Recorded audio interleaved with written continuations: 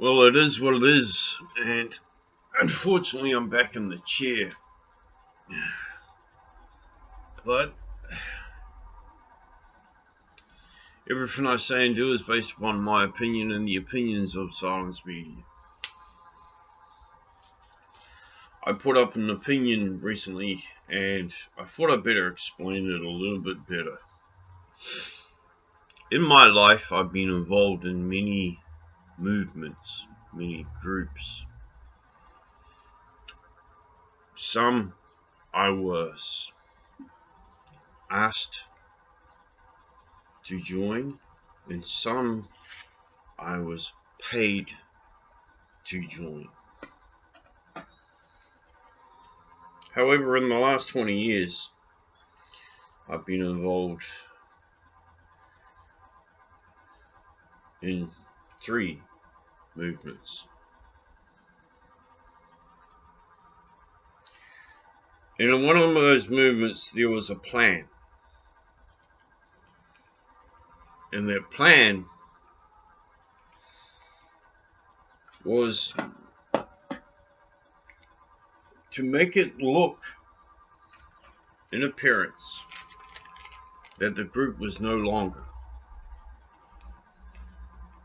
That the group was no longer in or a threat to New Zealand. To lure cultures into believing that certain new groups started up were all about them.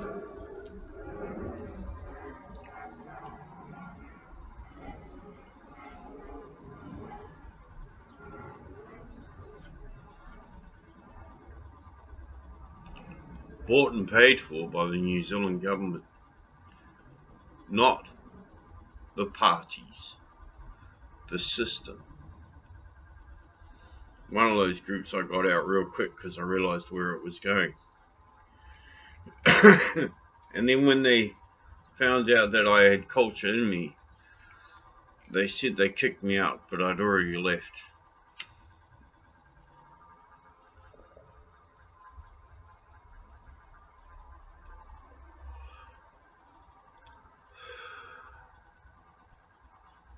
And either way, I don't care.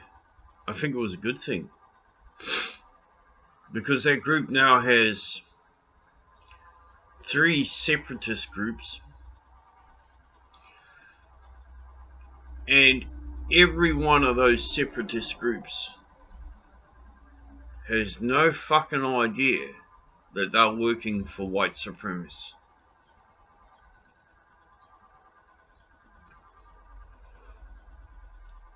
These separatist groups have no idea they are being led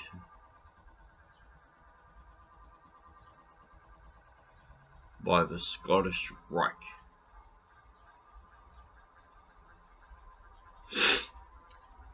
They have no idea whatsoever. And even this video getting out will never get to them.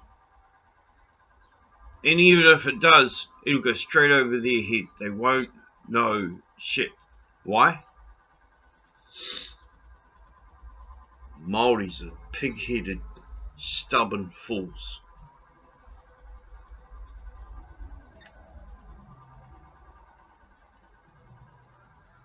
They so want to believe the left that they don't see the right slipped in and pretended to be everyone. They so wanted to be included. They so wanted to have the right that they didn't see what was around the corner waiting for them.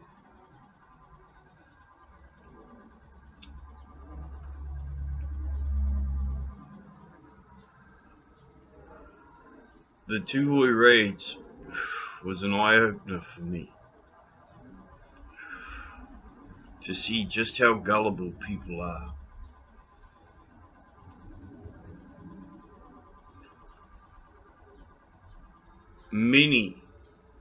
actually there were more Europeans arrested over that than Māori.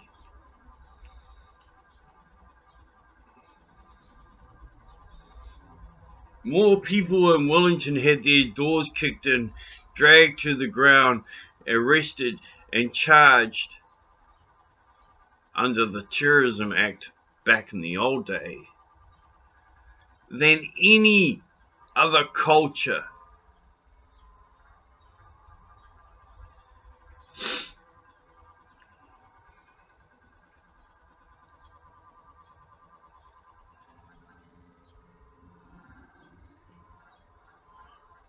And they all said it was the Tūhoe raids. There were more people in Wellington, more white people in Wellington involved in it than the Māori in Tūhoe.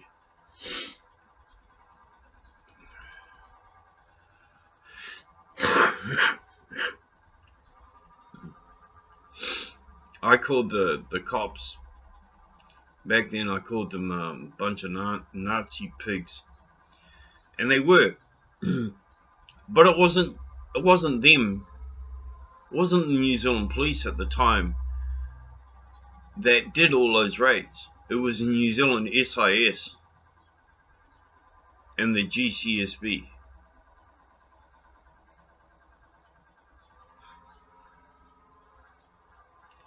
They just made it look like it was the New Zealand police. To date, not one agent, even the one that brandished his firearm towards 6 to 7-year-olds on a school bus, has ever been held accountable. Who the fuck in the world puts an AR assault rifle to a fucking child? The New Zealand government does. And the people didn't care. School fucking children on a school bus. They found absolutely nobody connected to it, but they thought they'd be tough by pointing their guns at school children because it seemed a threat to their parents.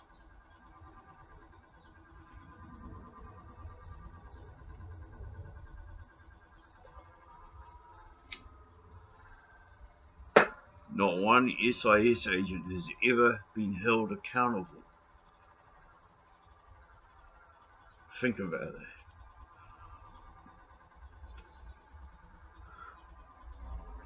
that. Now you've got agents that are on so-called bail going to Russia. Holy fucking shit. Oh, and you might want to check up this person all the way back through history, and you'll see he was involved in a lot of stuff.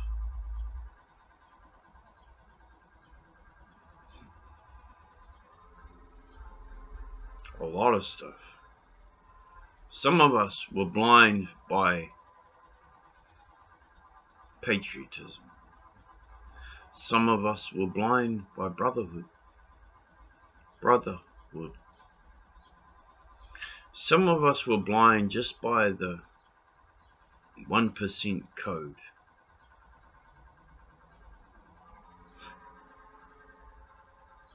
Not anymore.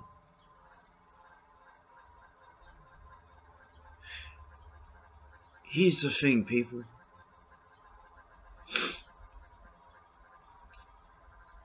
If a man's on bail conditions,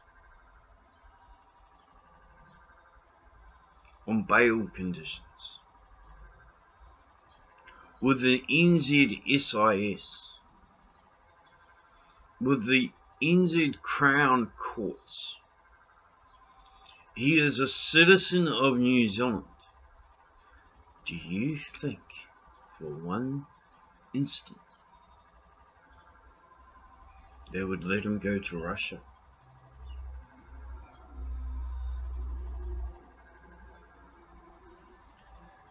Unless he was working for them.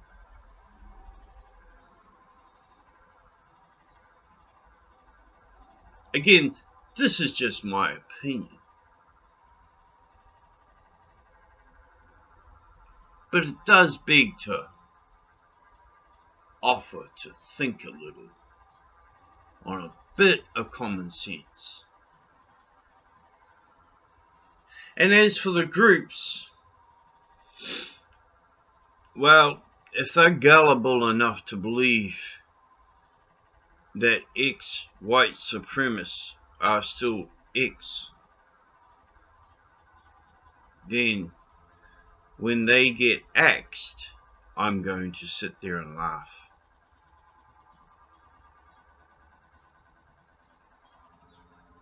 Because these people aren't just ex-white supremacists. They're the national leaders of the largest white supremacist group in New Zealand that ever existed. Just because they no longer carry their frontal name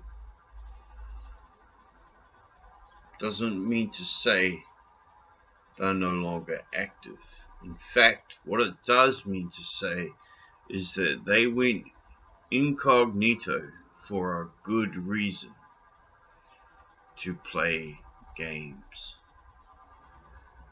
But their games have consequences. Their games kill lives. I'm Michael D'Angelo with Silence Media. Black and white until the day I die.